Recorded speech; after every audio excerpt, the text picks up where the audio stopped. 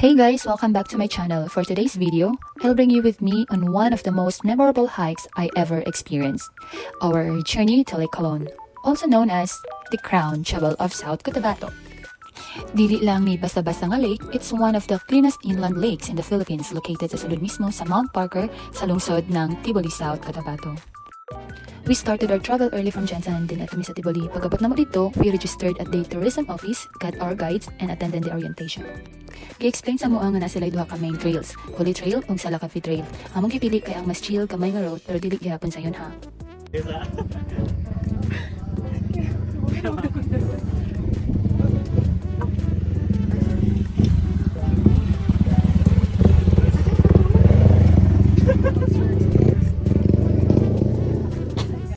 From the jump-off point, nagsugod na among tinuod nga adventure. The trail was a mix of uphill climbs, muddy paths, o mga scenic views nga makawaw gyud. Bisan kapoy, every step was worth it.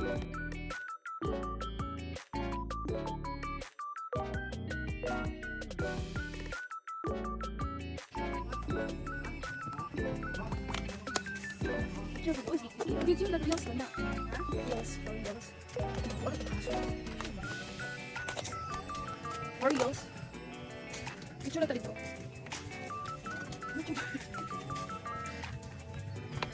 Hi, Kim. Ano? Hi, Kim. Hello, mami.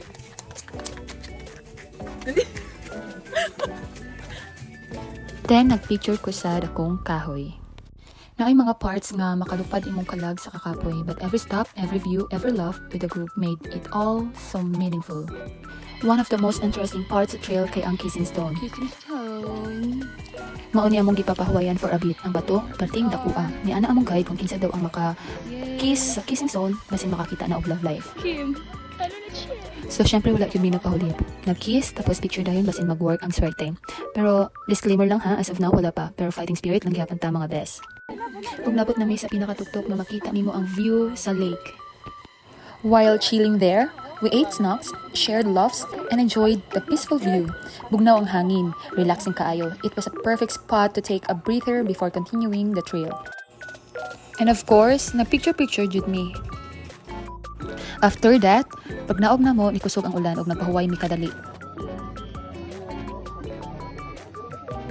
Pag-abot na mo sa Lake Holon, grabe, makahilak sa kanindot. The lake was calm, crystal clear, and surrounded by lush green mountains. Murag naa mi sa lain nga mundo. Peaceful, quiet, and spiritual ang vibe. We set up the tent, nagdungan og kaon, and shared stories around a small bonfire. Simple life, walay signal, walay stress, just nature and good company.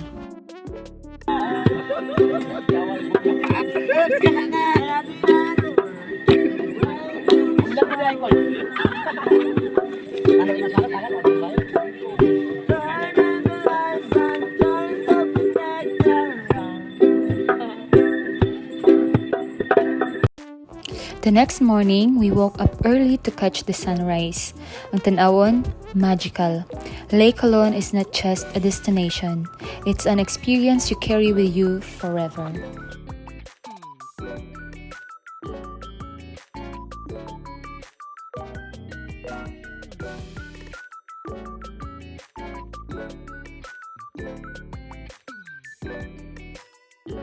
This trip reminded me that sometimes you need to disconnect to reconnect. Reconnecting with nature, with people, with yourself.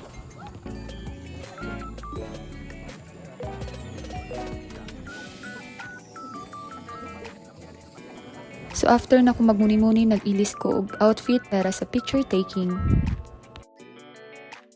So kini nga moment kay Pauli ay nami nagkuha mig video sa palibot kauban ako ang amiga nga si Kim. Ala ang sakit. Ako mo sakit talo ba?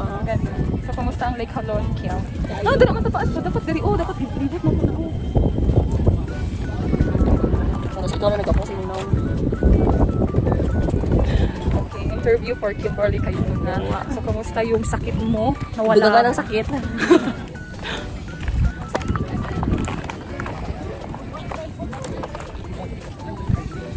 Uy, sige nakatawan niyo po. Anting albuntagan. Hello. Hello mga auntie. Pasensya yun yung mga auntie. Ayun, oh, nagsuha ka. Tapos, saka, ang water na. Hi.